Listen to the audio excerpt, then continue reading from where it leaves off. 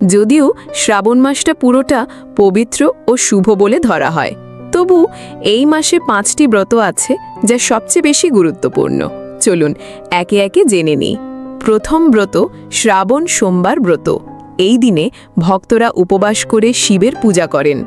অনেকে এই সময়ে 16 সোমবার ব্রতও শুরু করেন।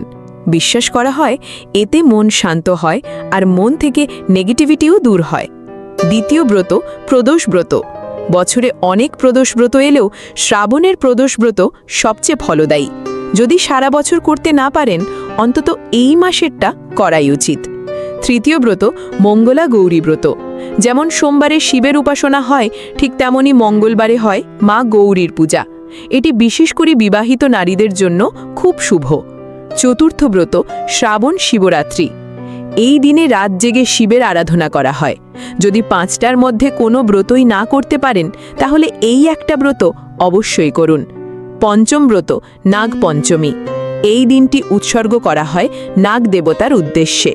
বিশ্বাস এই ব্রত জ্যোতিষ সংক্রান্ত সমস্যাকে দূর করতে সাহায্য করে। তাহলে বলুন তো, এই শ্রাবণে আপনি কোন ব্রত পালন করতে চলেছেন? কমেন্টে জানাতে ভুলবেন না। ধন্যবাদ।